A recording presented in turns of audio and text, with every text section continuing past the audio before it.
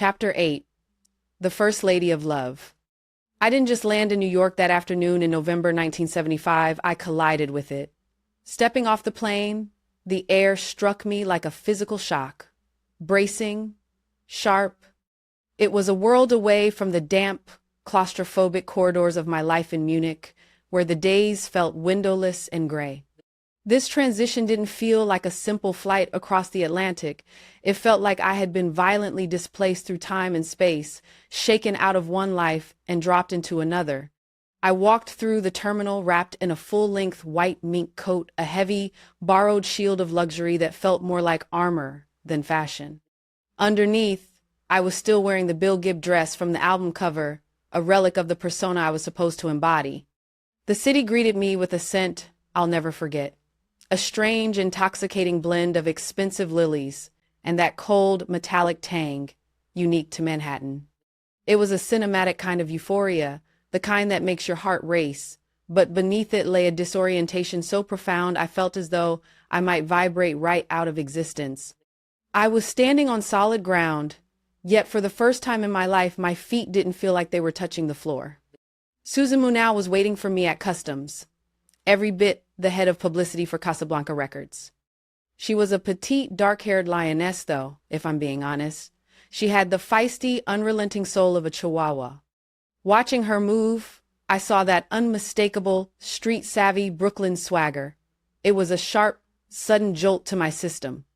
I had spent so much time immersed in German efficiency, where everything felt measured and polite, that seeing Susan was like waking up from a long, orderly dream. She carried the city's energy with her, a restless, loud confidence that told me the quiet rhythms of my life were about to be replaced by something far more chaotic and alive. "Honey, look at you!" Susan's voice cut through the terminal chaos like a siren, her thick Italian-American accent instantly grounding me. I stood there, blinking against the airport glare, while she looked me up and down with that sharp, approving squint. "You look like $1,000,000, she barked, and for a second, I actually started to believe her. Giorgio said you were a star, but he didn't say you were the second coming. She didn't wait for me to process the compliment. Susan wasn't really the type to let a moment linger. She grabbed my arm and ushered me toward the exit, her energy humming at a frequency that made the rest of the crowd seem like it was moving in slow motion. "Get in the car," she commanded, tossing a wary glance over her shoulder at the passing travelers, "before the fans realize who you are, even if they don't know your face yet." I followed her, ducking my head, feeling that strange, dizzying rush of being a secret about to be told. To the people rushing past us, I was just another girl with a suitcase, but in Susan's world, the stage was already set, and the clock was already ticking. She ushered me into the back of a stretch limousine, an oversized, sleek beast of a car that felt completely alien to me. As I sank into the plush leather, the door shut with a heavy, soundproof thud, a clinical snap that seemed to sever me from the real world entirely. Inside, the air was warm and unmoving, thick with the scent of Susan's perfume and the sharp, lingering ghost of Giorgio's cigarette smoke. I stared out through the tinted glass at the gray, churning New York streets, feeling my pulse hammer rhythmically against my ribs. It felt as though I were moving through a dream I hadn't quite earned yet. "Susan," I whispered. My voice sounded thin, almost fragile even to my own ears. "Giorgio, he really sold the demo? I never signed a single thing. I didn't even have a contract when I left Munich." I looked at her, searching for some kind of anchor, wondering how my life had managed to outrun me while I wasn't looking. I watched Susan as she leaned back, a brief flash of professional ruthlessness flickering across her face, the look of someone who knew exactly how the gears of the world turned. Then, just as quickly, she softened it with a smile, though her eyes remained sharp. "Neil Bogart heard 17 minutes of you moaning in the dark," she told me, her voice steady and matter-of-fact. "And he decided right then that he didn't need a signature on a piece of paper to know he was sitting on a gold mine." I felt a slight chill, a mix of disbelief and the sudden weight of what was coming, I had spent so much time worrying about the right steps, the proper channels, the safety of a contract. But Susan wasn't interested in my hesitation. The world doesn't wait for paperwork, Donna, she added, without malice, just a cold, vibrant truth. It's already happening. Standing there, I realized the transition had already occurred. While I was waiting for permission to begin, the music had already moved beyond the booth, beyond the studio, and into the hands of people who didn't care about my signature, they only cared about the sound. The momentum was pulling me forward, and for the first time, I understood that I couldn't slow it down even if I tried. The weight of it hit me all at once, a sudden, heavy pressure in my chest. It was the realization that Giorgio had already done it. He had taken that acting exercise, the most private and raw thing I had ever put on tape, and released it into the world. He hadn't even waited for me to catch my breath, let alone say a proper goodbye to the woman I used to be before the world started picking her apart. It wasn't just about the music or the performance. Seeing my name on that record felt like a betrayal of the girl who had recorded those lines in the darkness of the booth. I felt exposed, stripped bare, as if I hadn't just signed a contract but had been sold along with the tape itself. There was no going back now. The version of me that existed in that vulnerable, unpolished moment belonged to everyone else, and I was left standing there, trying to figure out which pieces of myself were still mine to keep. The driver merged onto the highway, the car smoothing out as we picked up speed. He reached out and thumbed the radio dial. Almost instantly, a low, pulsing bass line began to throb through the limousine's speakers. It was unmistakable, the thick, rhythmic heartbeat of a Moog synthesizer. I felt it in my chest before I fully processed the melody. It's a sound I know better than my own reflection in a mirror. I know its warmth, its temperamental edges, and exactly how it feels to coax that specific life out of the machine. Hearing it there, in the back of a moving car, felt less like listening to a song and more like a piece of myself following me down the road. Wait, I gasped, the word catching in my throat as the rhythm hit me. I leaned forward, my heart hammering against my ribs, listening to the melody filtering through the car speakers. It was surreal, hearing that voice, my voice, coming from the outside world instead of just inside my own head. Is that? I couldn't even finish the question. The driver caught my eye in the rearview mirror, a knowing, jagged little grin spreading across his face. That's you, baby, he said, his voice easy and sure, as if he'd been waiting for me to notice. As the track began to fade into that familiar, lingering groove, a local DJ's voice slid over the music, slick and full of late-night energy. That was Love to Love You, Baby, he announced, the words sounding like a coronation. The hottest new sound on the street. Donna Summer is back in the States, folks, and she's brought the fire with her. I sat back against the seat, the neon lights of the city blurring past the window. After all the years in Europe, all the searching and the work in the shadows, there it was. My name, ringing out over the American airwaves. I wasn't just a girl from Boston with a dream anymore. I was the fire they were talking about. Susan and I screamed at the exact same moment. A raw, jagged sound of pure disbelief that ripped through the car. It was so sudden and so loud that I thought the driver might actually swerve off the road. But as the sound died away, the adrenaline didn't leave me. Instead, it curdled into a cold, crystalline terror that settled deep in my chest. I sat there in the back of that sleek, gliding car, and the truth finally hit me. The loophole I had slipped through back in that Munich studio wasn't just an open door or a lucky break. It was a gilded cage. The public hadn't just bought a catchy song. They had bought a persona. They had bought a role I was expected to inhabit, and I had no idea how to stop playing it. The silence in the car felt heavy, almost funereal. It was right then that I realized LaDonna Gaines had officially been buried. Everything I knew about my life, every bit of the girl I used to be, was over. And the hardest part was realizing it was all gone before I'd even had the chance to say goodbye. The air in the suite at the pier was stifling so thick with the heavy, sweet scent of lilies and gardenias that, for a moment, it didn't feel like a celebration at all. It felt like a funeral for someone who hadn't quite managed to die yet. I hovered in the doorway, caught between two worlds. The radiator's heat was aggressive, clashing with the sharp November chill I had carried in from the New York streets. I could feel the borrowed white mink, a luxury that wasn't mine, pressing down on my shoulders with a weight that felt more like a burden than a comfort. I stood there, waiting for my eyes to adjust to the dim, expensive light, wondering if anyone noticed that beneath the glamour of the fur and the flowers, I was still shivering from the cold outside. It was one of those moments when you realize the party has started without you, even if you're the one everyone is waiting for. I stood there, caught in the heavy stillness of that opulent room, while my parents watched me like two statues carved from a century I didn't recognize.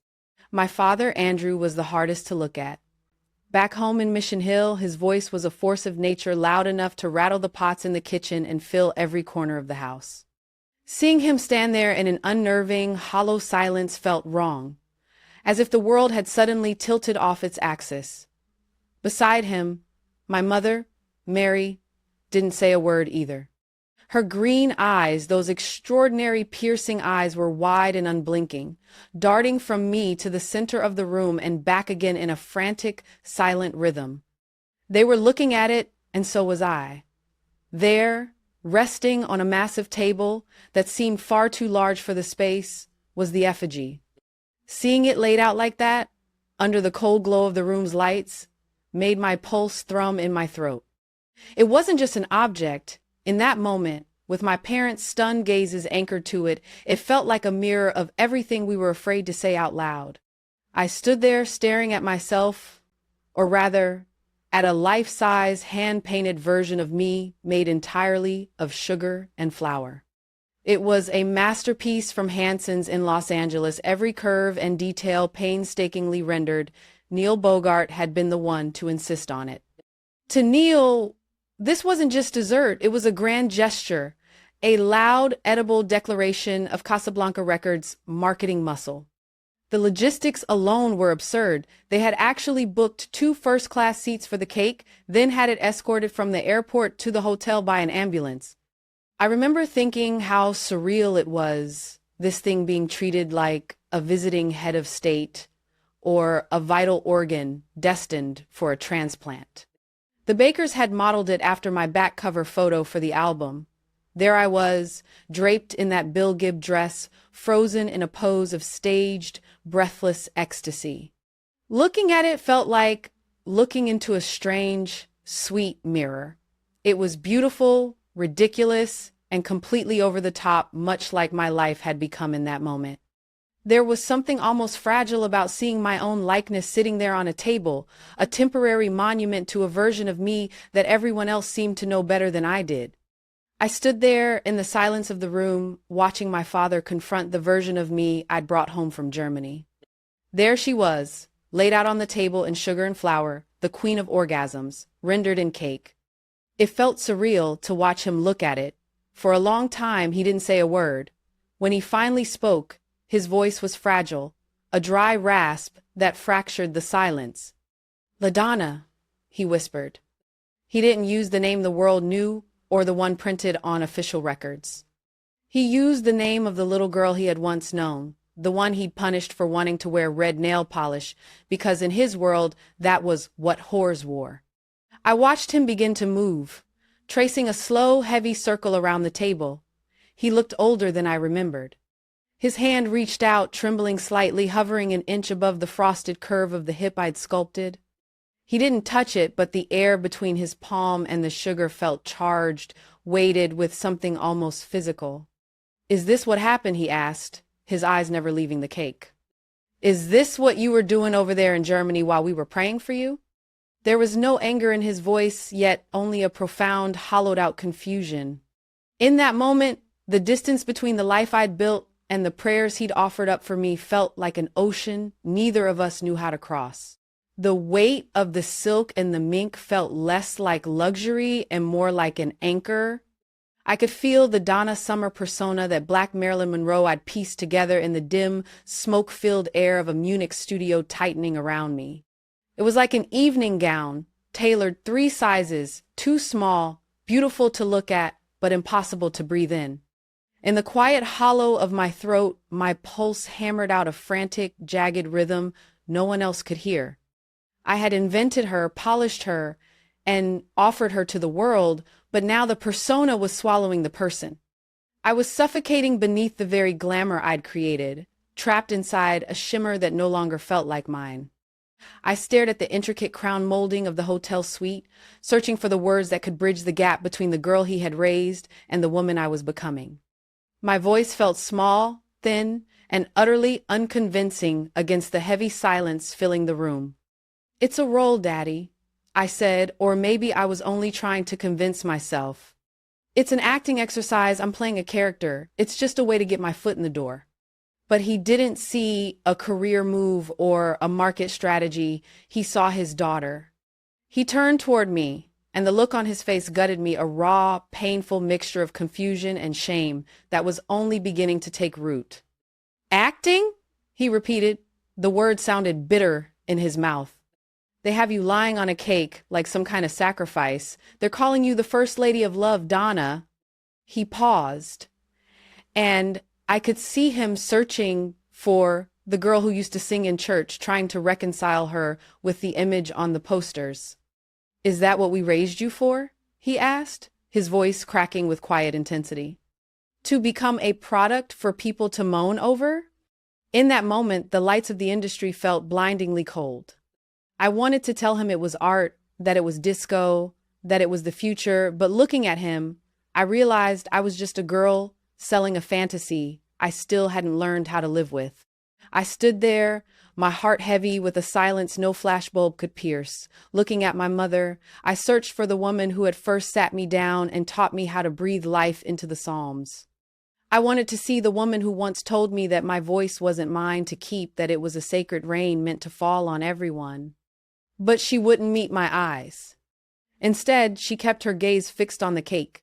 It was a strange, sugary monument to a version of me I barely recognized, a confectionery star being sliced up and sold to a world that had no idea I was still just little Mahalia from Mission Hill. To them, I was a product. To her, perhaps, I had become a stranger. The room was full of noise, yet I felt a cold chill of isolation. I thought of the long nights, the empty cupboards, and the weight of a life that doesn't give you many choices. "I had to survive," I whispered. The words felt small in the crowded room, meant more for my own soul than for the people surrounding me. I had a daughter to feed. I had to keep the lights on. It wasn't about the fame or the sweetness of the frosting. It was about the grit it took to keep from disappearing entirely. The room felt too small to contain the weight of my father's silence.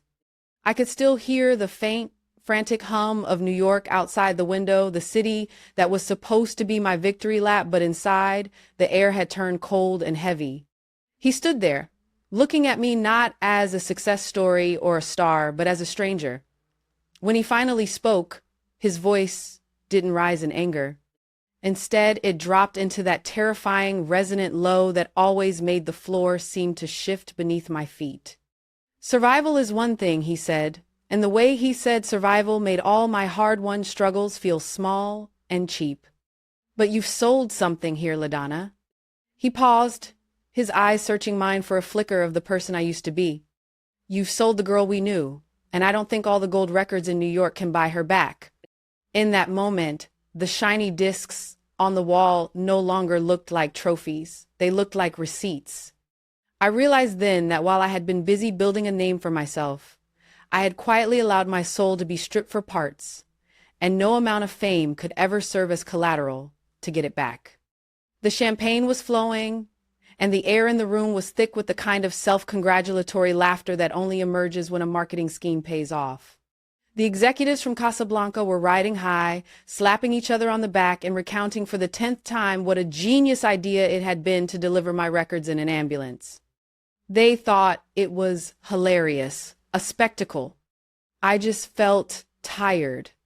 I stood there, Surrounded by the overpowering scent of expensive lilies, watching my parents, they were silent, their eyes following me, with a look I couldn't quite name, disappointment maybe, or simply a profound sense of loss. In that moment, I felt it, a cold, crystalline barrier rising between me and the people who had known my name before the world did.